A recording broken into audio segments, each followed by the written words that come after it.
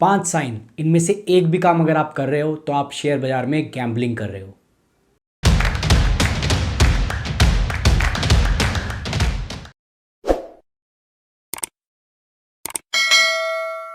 नमस्कार दोस्तों, स्वागत है आपका अपने चैनल इन्वेस्टो में। दोस्तों आज की वीडियो में हम बात करने वाले ऐसे 5 साइन की जिसमें से अगर आप ये काम कर रहे हो मार्केट में तो आप क्लियर कट मार्केट में गैम्बलिंग कर रहे हो, इन्वेस्टिंग नहीं कर रहे हो।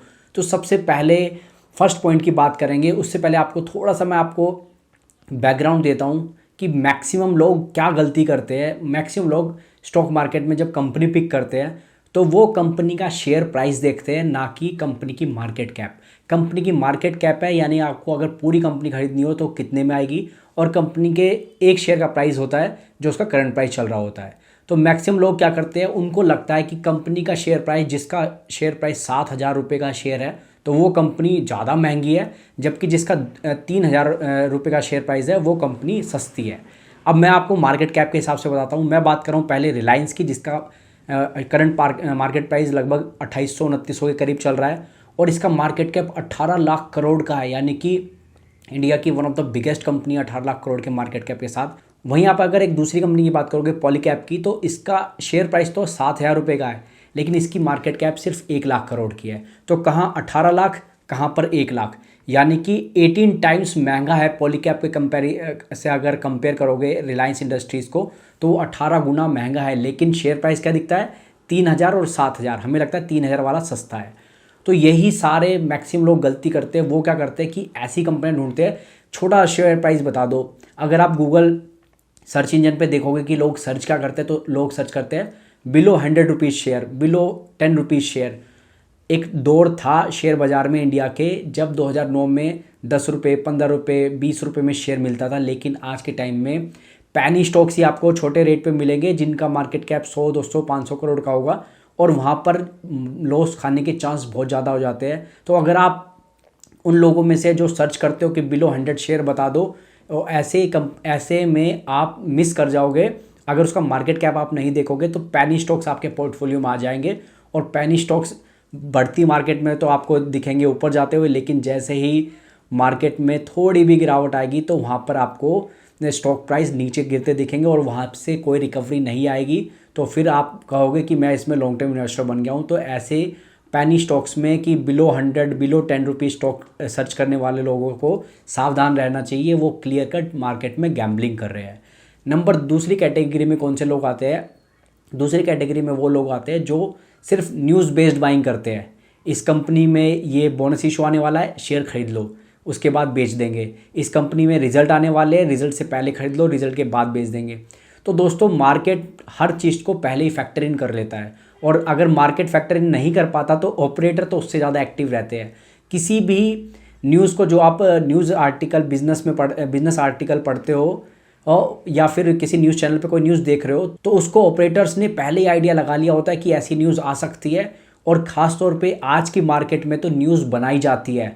न्यूज़ बना के फिर वो जब अपनी पोजीशन लगा लेते हैं कि हमें एफ&ओ में किस तरह की अपनी पोजीशन रखनी है, स्टॉक में, कैश में कैसी पोजीशन रखनी है, फिर वो न्यूज़ मार्केट में आती है।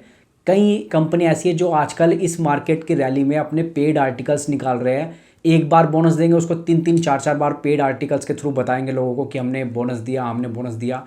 तो ये पेड आर्टिकल्स आपको पता भी नहीं चलेंगे, और आपको लगेगा कि ये कंपनी तो बोनस देने वाली है, ये कंपनी के तो रिजल्ट अच्छा आ रहे हैं, फटाक से इस कंपनी को खरीद लो, और न्यूज़ बेस्ड बाइंग करके आप उस स्टॉक में ट्रैप हो सकते हो।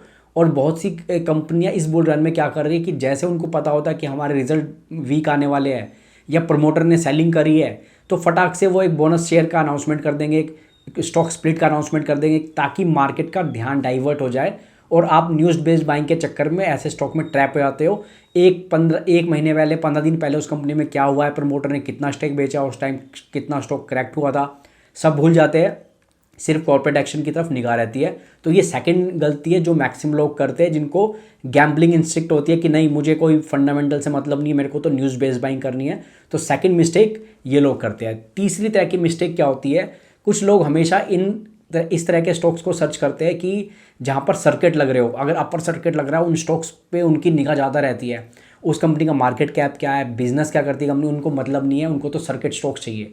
तो सर्किट स्टॉक्स में मैक्सिमम टाइम क्या होते हैं, ऑपरेटर एक्टिव होते हैं। और ऑपरेटर आपको खरीदने ही नहीं देगा स्टॉक को। और आप सोचोगे यार रोज सर्किट लग रहा है, जिस दिन भी ये सर्किट रुकेगा मैं इसको खरीदूंगा, और जिस दिन वो सर्किट रुका है इसका मतलब ऑपरेटर ने जानबूझ के आपको इन करने की कोशिश की है। हो सकता है आपके इन होने के बाद भी कुछ दिन लगातार फिर से सर्किट लगे, लेकिन उनका क्लियर कट मोटिव क्या होता है कि एक बार अच्छी खासी पब्लिक आ गई है उसके बाद फिर वहाँ से फटाफट वो अपना ऑपरेटर अपनी पोजीशन हल्की करने लगते हैं। और ऐसे ही स्टॉक में फिर आप डाउन सर्किट भी, लोअर सर्किट भी लगते देखते हो। 1 रुपये वाला स्टॉक 1 महीने में 20 रुपये का हो जाता है, और वहाँ से फिर वापस से गिरते हुए पता भी नहीं चलता कब वो 2-3 रुपये पे आके रुक जाता है। तो इस बीच में मैक्सिमम पब्लिक ट्रैप हो जाती है। तो जो थर्ड पॉइंट है वो है सर्किट स्टॉक से जो लोग काफ़ी एक्साइटेड रहते हैं वो क्लियर कट गैम्बलिंग कर रहे हैं। नंबर 4 पॉइंट आता है कि बहुत से ऐसे लोग हैं कि जिनका हमेशा से टारगेट ये रहता है buy sell buy sell buy sell. उनको स्टॉक का मतलब क्या होता है, जब आप किसी स्टॉक को खरीदते हो तो आपको वो बिजनेस अच्छा लग रहा है, आप उस तरह के बिजनेस अगर करने जाओगे तो ज़्यादा पैसा लगेगा, तो आप सोचते हो कि यार इस बिजनेस में हिस्सेदारी कर लेता हूँ। जैसे जैसे एक बिजनेस बड़ा होगा वैसे वैसे मेरी जो कंपनी है उसकी वैल्यू बढ़ेगी और फिर मेरे को भी एज ए शेयर होल्डर अच्छा पैसा मिलेगा। लेकिन लोग क्या करते हैं, उनको फंडामेंटल से कंपनी का मतलब नहीं है, उनको सिर्फ कंपनी में बाय सेल करनी है। इन कर लिया कंपनी में, थोड़े दिनों में 5-10 दिन देखा ऊपर जाता तो ठीक है, नहीं तो बेच दो। और अब जिस तरह की मार्केट चल रही है, जहां 26,200 से मार्केट करेक्ट होकर अब 24,700-800 पे आ गया है, वहां पर वो लोग सोच रहे हैं यार ये तो स्टॉक अब ऊपर जा ही नहीं रहे, हम तो ट्रैप हो गए हैं। तो वो सिर्फ बाइंग सेलिंग कर रहे थे, उनका कोई मोटिव नहीं था कि स्टॉक को 1 साल के लिए, 2 साल के लिए, 3 साल के लिए होल्ड करना है, क्योंकि उन्होंने कभी उसके बिजनेस तो एनालाइज किए ही नहीं थे। सिर्फ प्राइस एक्शन पे वो स्टॉक को खरीद रहे थे और बेच रहे थे।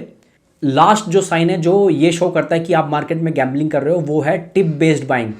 आप अलग अलग सोशल मीडिया प्लेटफॉर्म से जुड़ जाते हो, चाहे फिर इंस्टा की बात करोगे या फिर ट्विटर की बात करोगे या टेलीग्राम ग्रुप से, व्हाट्सएप ग्रुप से, जो स्टॉक टिप्स देते हैं कि ये खरीद दो, ये बेच दो, ये खरीद दो, वो बेच दो। वो रजिस्टर्ड है नहीं रजिस्टर्ड है उससे आपको मतलब नहीं है, वो कंपनी के बिजनेस के बारे में कुछ बता रहे हैं उससे आपको मतलब नहीं है। आपको तो वहाँ से स्टॉक का नाम उठाना है और उसका स्टॉक का नाम उठा के उन स्टॉक्स में इन्वेस्ट कर देना, क्योंकि किसी सोशल मीडिया प्लेटफॉर्म पे उस स्टॉक का डिस्कशन हुआ है। चाहे फिर ये आप यूट्यूब की वीडियो को भी आप बोल सकते हो कि वहाँ से भी आप सिर्फ स्टॉक टिप लेने के लिए वहाँ से आप देख रहे हो वो यूट्यूबर उस बिजनेस के बारे में क्या बता रहा है, उसके फंडामेंटल के बारे में क्या बता रहा है, उससे आपको कोई सरोकार नहीं है। आपका मतलब सिर्फ है कि स्टॉक का नाम मुझे पता चल जाए। अब वो यूट्यूबर स्टॉक को 1 साल होल्ड कर रहा है, 2 साल होल्ड कर रहा है, 1 महीने होल्ड कर रहा है, आपको कुछ पता नहीं है, आपने तो वहाँ से सिर्फ नाम उठा लिया। तो ये इस तरह की जो बाइंग बिहेवियर होता है मार्केट में वो भी एक तरह से गैम्बलिंग है कि आप अलग अलग जगह से नाम इकट्ठा करते हो और 50-60 स्टॉक्स का पोर्टफोलियो बना लेते हो। बुल रन में तो काफ़ी अच्छा रहता है कि मैक्सिमम 40, अगर 50 स्टॉक का पोर्टफोलियो तो 40-45 स्टॉक आपको हमेशा ऊपर ही दिख दिखेंगे। लेकिन जब ऐसी कंसोलिडेशन वाली मार्केट की स्टेज आती है जहाँ पर मार्केट एक सीमित दायरे में रहता है, फिर वहाँ पर आपको लगता है यार मेरे 50 स्टॉक्स में तो सिर्फ 10 स्टॉक ही चल रहे हैं, 40 स्टॉक तो या तो कहीं नहीं जा रहे या फिर नीचे मूवमेंट उन्होंने शुरू कर दिया। तो वहाँ पर आपको लगता है कि आप ट्रैप हो गए, और वो आपकी गैम्बलिंग इंस्टिंक्ट की वजह से होता है। तो आपको क्लियर कट इस मार्केट में ये सोच के रखना है कि मैं एक गैम्बलर हूँ या लॉन्ग टर्म इन्वेस्टर हूँ, उसी के हिसाब से आपको अपनी मार्केट में इन्वेस्टिंग करनी है। तो ये वीडियो थी आपको ही समझाने के लिए कि कैसे 5 तरह के साइंस होते हैं कि आप मार्केट में गैम्बलिंग तो नहीं कर रहे। तो आप कमेंट करके बताओ कि इसमें से कौन सा काम आप कर रहे हो मार्केट में और आगे से आप उसको बंद कर दोगे, क्योंकि मार्केट में गैम्बलिंग में कोई पैसा नहीं बनेगा, पैसे जाने के चांस ज़्यादा है। अगर लॉन्ग टर्म इन्वेस्टर बनोगे तो इस मार्केट से बहुत पैसा आप कमा सकते हो।